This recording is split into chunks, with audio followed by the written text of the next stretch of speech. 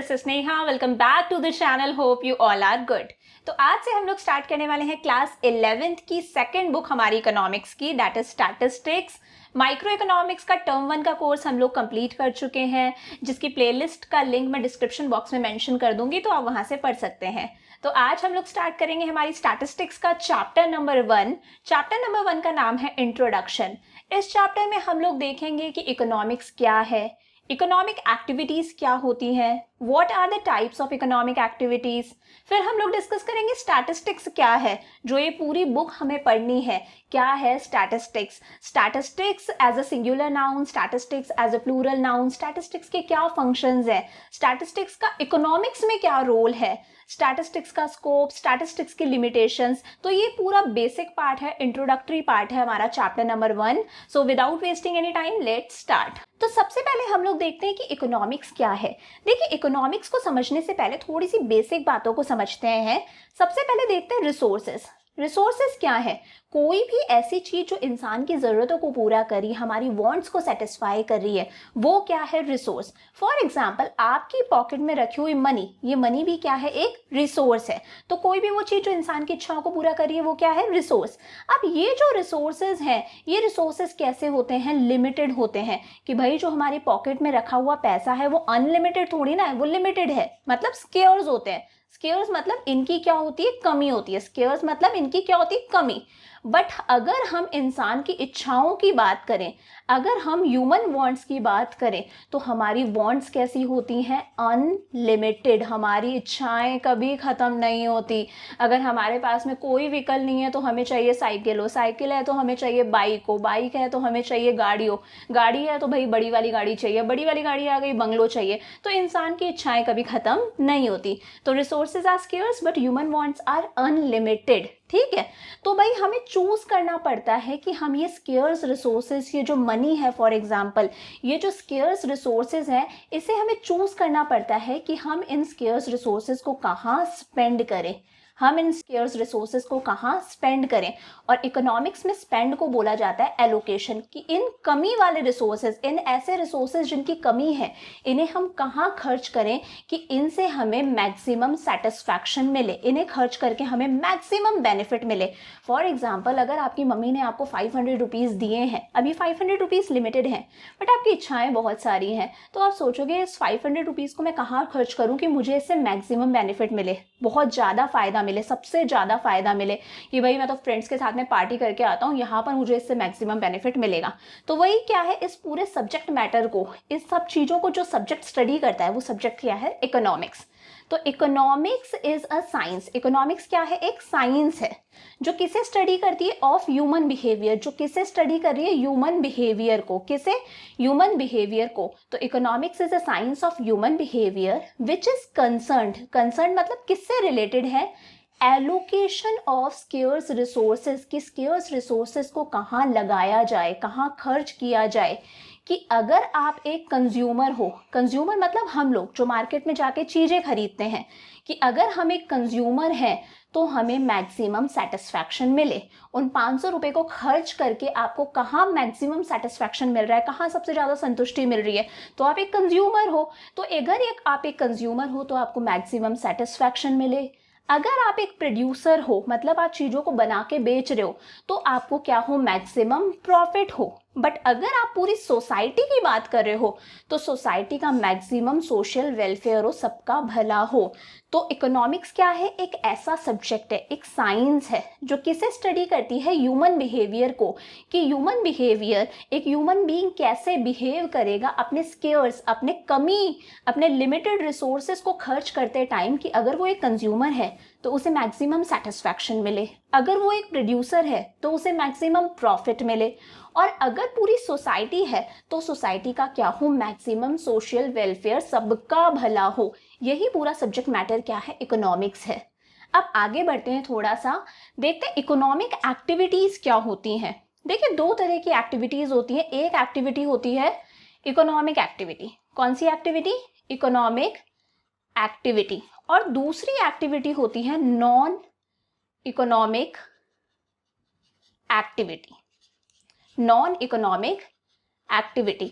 अगर हम सादा भाषा में बात करें, अगर हम एक नॉर्मल लैंग्वेज में बात करें, तो पैसे से रिलेटेड जितनी भी एक्टिविटीज़ होती हैं उन्हें हम लोग बोलते हैं इकोनॉमिक एक्टिविटीज़। और normally out of love, out of affection, out of emotions अगर आप कोई एक्टिविटी परफॉर्म कर रहे हो तो वो क्या है, non economic activity. Class 9th 10th में आपने पढ़ा होगा। फॉर एग्जाम्पल, अगर मैं कोई बिजनेस कर रही हूँ, मेरा मोटिव है पैसा कमाना, तो वो क्या है, मेरी एक इकोनॉमिक एक्टिविटी है।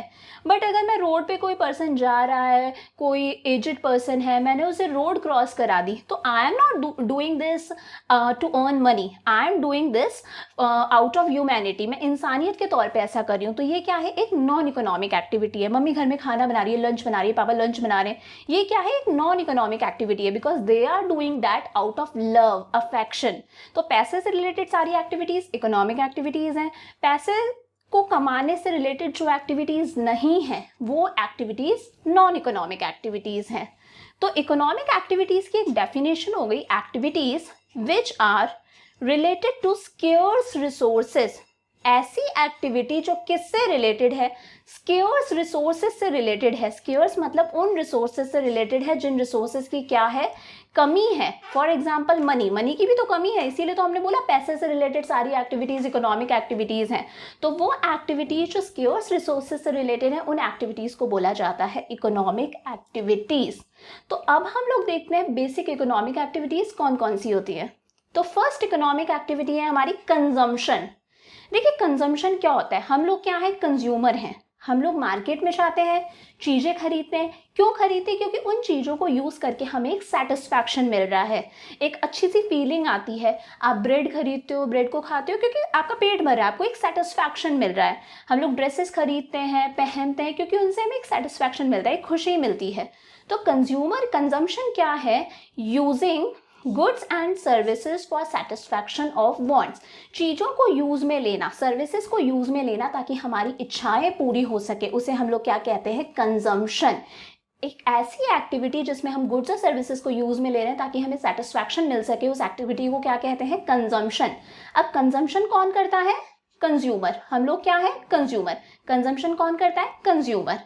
सेकेंड इकोनॉमिक एक्टिविटी है production, conversion of raw material into finished goods. बिल्कुल, जब रॉ मटेरियल को फिनिश्ड गुड्स में कन्वर्ट करा जाता है उस एक्टिविटी को बोलते हैं प्रोडक्शन। फॉर एग्जांपल वुड है, वुड क्या है, रॉ मटेरियल। इस रॉ मटेरियल से फर्नीचर बना दिया, सोफा सेट बना दिया, क्या है, प्रोडक्शन। मतलब रॉ मटेरियल को फिनिश्ड गुड्स में कन्वर्ट करा है, उसकी यूटिलिटी बढ़ाई, उसकी वैल्यू बढ़ाई, उसे हम क्या कहते हैं, प्रोडक्शन। अब प्रोडक्शन कौन करता है, प्रोड्यूसर। कौन करता है, प्रोड्यूसर।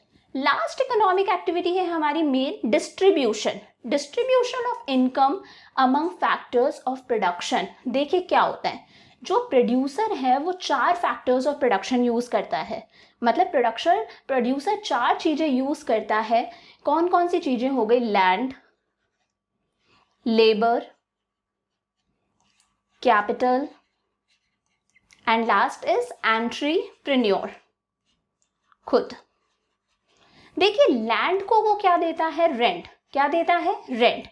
लेबर को वो क्या देता है, अगर लेबर स्किल्ड है तो उसको क्या देगा, सैलरी। और अनस्किल्ड है तो लेबर को क्या देगा, वेजेस। कैपिटल मतलब जो बिजनेस में पैसा लगाया उसे कैपिटल कहते हैं, उस कैपिटल पर क्या दिया जाता है, इंटरेस्ट। और एंटरप्रेन्योर मतलब वो खुद अपनी मेहनत का क्या लेगा, प्रॉफिट। सही बात है। तो प्रोडक्शन के टाइम पर प्रोड्यूसर ने जितनी भी इनकम जनरेट करी, फॉर एग्जाम्पल वो सोफा सेट को बेच के प्रोड्यूसर ने 35,000 रुपीज़ कमाए, तो भाई ये पूरे के पूरे 35,000 रुपीज़ इस प्रोड्यूसर की पॉकेट में नहीं जाएंगे। उसका कुछ पार्ट लैंड लेगा। लैंड कैसे लेगा, क्योंकि लैंड के लिए हमें क्या देना पड़ेगा, रेंट। कुछ पार्ट लेबर हमारी लेगी, लेबर को हम लोग क्या देंगे, सैलरी या वेजेस। कुछ पार्ट भाई जिन लोगों ने बिजनेस में कैपिटल लगाई है, कैपिटल मतलब जिन्होंने बिजनेस में पैसा लगाया है, बिजनेस में इन्वेस्ट करा है, वो लोग अपने हिस्से का क्या लेंगे, इंटरेस्ट। और फिर एंटरप्रेन्योर खुद, मतलब जिसका वो बिजनेस है, वो अपने हिस्से का क्या लेगा, अपनी मेहनत का प्रॉफिट। तो डिस्ट्रीब्यूशन में हम ये देखते हैं कि भाई ये जो इनकम जनरेट हुई है 35,000, ये किस तरह से फैक्टर्स ऑफ प्रोडक्शन के बीच में डिस्ट्रीब्यूट करी जाएगी। तो 4 फैक्टर्स ऑफ प्रोडक्शन होते हैं, कौन कौन से? लैंड, लेबर, कैपिटल और एंटरप्रेन्योर। इन चारों के बीच में किस तरह से वो जो इनकम जनरेट हुई है 35,000 की, वो डिस्ट्रीब्यूट होगी, उसे हम लोग क्या कहते हैं? डिस्ट्रीब्यूशन। तो ये हम लोगों ने आज के वीडियो में देखा कि इकोनॉमिक्स क्या है, इकोनॉमिक एक्टिविटीज़ कौन कौन सी होती हैं, इकोनॉमिक एक्टिविटीज़ कौन सी होती हैं, नॉन इकोनॉमिक एक्टिविटीज़ कौन सी होती हैं, production, consumption and distribution. Consumption कौन करता है? कंज्यूमर। प्रोडक्शन कौन करता है? प्रोड्यूसर। डिस्ट्रीब्यूशन मतलब कि वो जो इनकम जनरेट हुई है प्रोडक्शन से, वो किस तरह से सब लोगों के बीच में डिस्ट्रीब्यूट करी जाएगी।